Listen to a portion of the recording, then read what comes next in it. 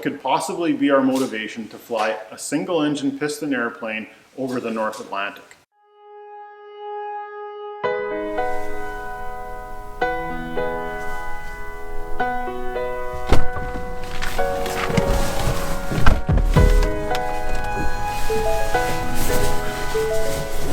All negative donors, you are needed. Okay, we are going to go to the airport and check out progress on the airplane. So we're doing a little bit of work to it to get ready for our journey.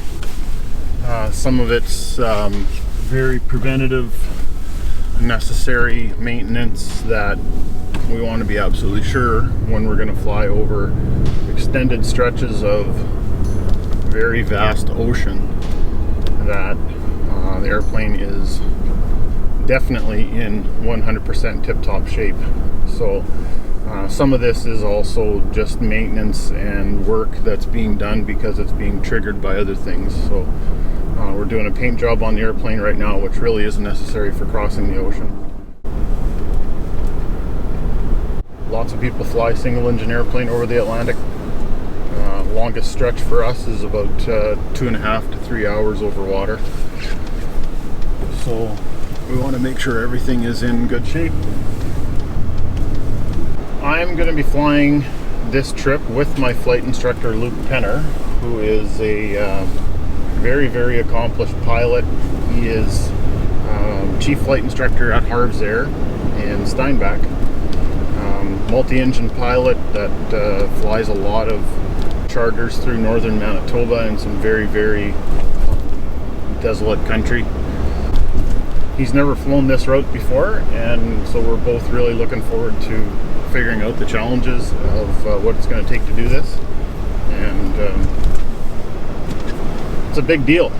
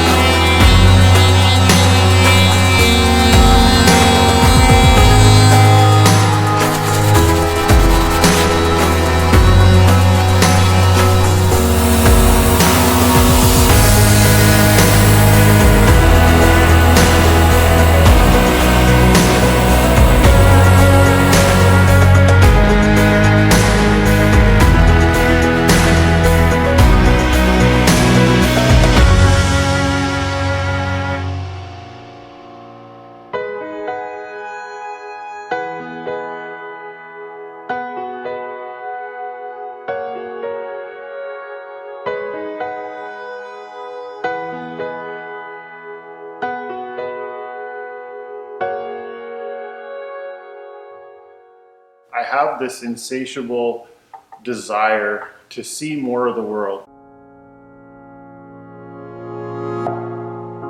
The perspective that aviation gives me when I get up in the air, I see the world from a completely different perspective. It's unlike anything we get here on the ground. It's like going from 2D to 3D. It completely changes how you look at things. It gives you that perspective to begin to grasp why some people live the way they do. And we look outside of our own little society and we look at people and we think they're crazy for the wars that they fight, the different disagreements they get into, different lifestyles, the way they live. And we can pretty easily get into a spot where we want to criticize that and say that's not right, that's not normal. And I think when you get up above it and you look from a completely different perspective, it changes how you view those things. It changes your perspective on other people and how they live their lives. Some of the best things that I've picked up in life have come from looking over the fence and seeing how other people live. My big why is all about fulfilling that sense of adventure and that sense of longing to see what's beyond my boundaries of what I normally live within.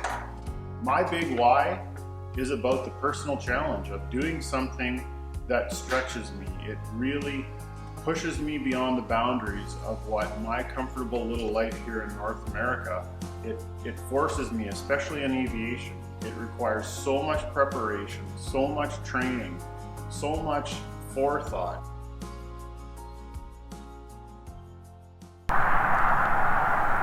We know that life can absolutely change in an instant, even just 2 miles from home. Right here is where my brother and my nephew were killed, and my dad was in the vehicle at the time. They went for a drive in my dad's 1965 Mustang. Just a leisurely drive. They're making a legal left turn at an intersection here, and they got plowed into by a distracted driver.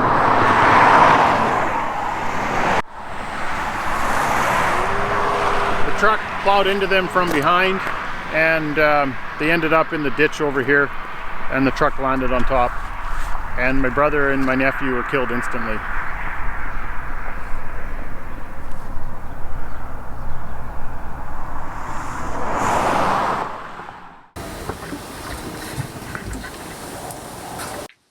Tea time with Mom and Dad.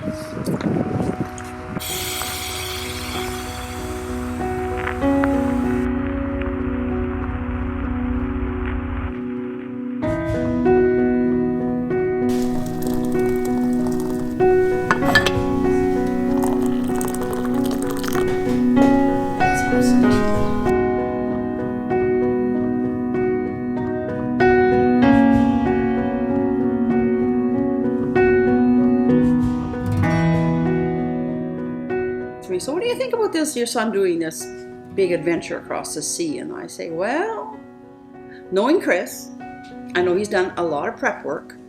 He's done his homework well on that. I know that. You know, people say, oh, well, aren't you a little bit afraid of what could happen? And my answer is, well, we know that the most horrible thing can happen within 2 miles of home.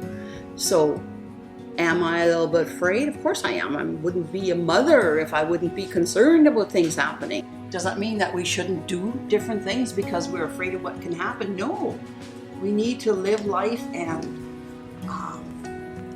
seek adventures doing different things.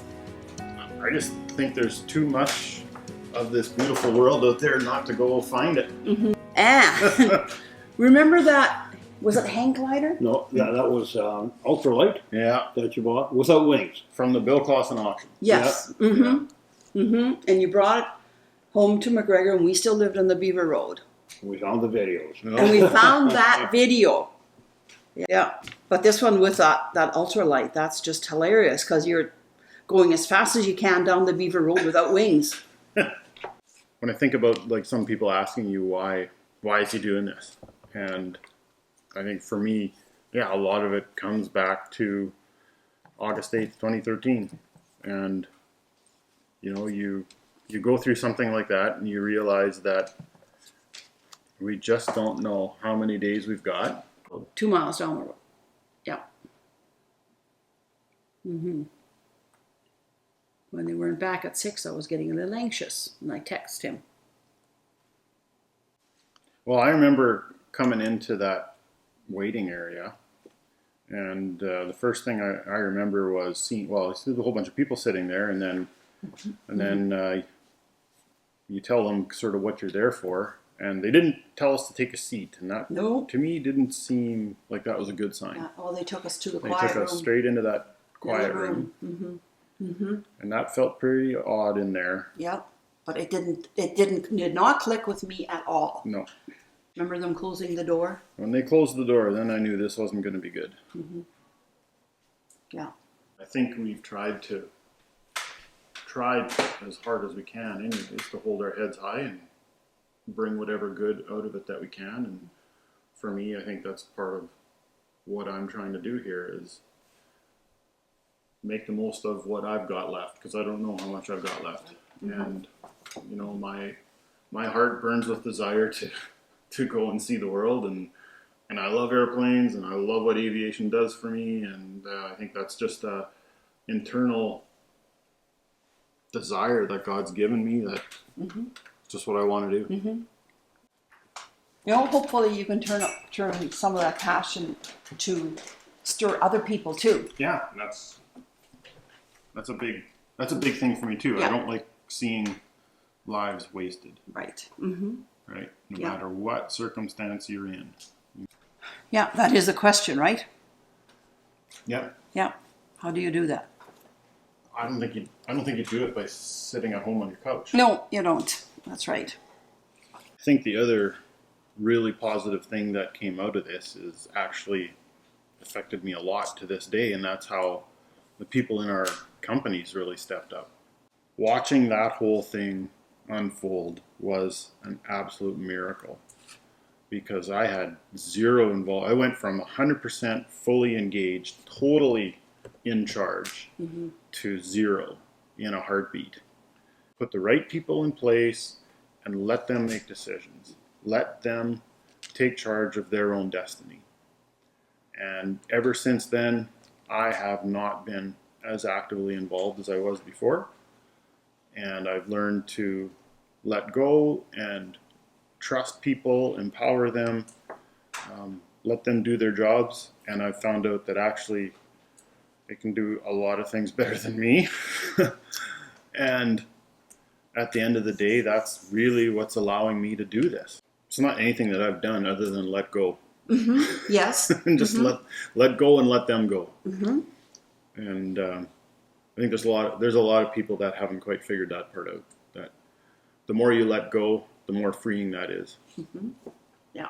And the more it enables you and allows you to pursue your passions and the things that really get you excited in the morning. Yeah. Like flying an airplane over the ocean. I'll get on board. Yeah. Just you're going to have to maybe show me that route and just talk me through it a little bit, and Forget the route. Why don't you look at the survival suit and the life raft? I know, I saw that We already. have looked at it. I maybe want to have a little closer look with that and just see what that's all about.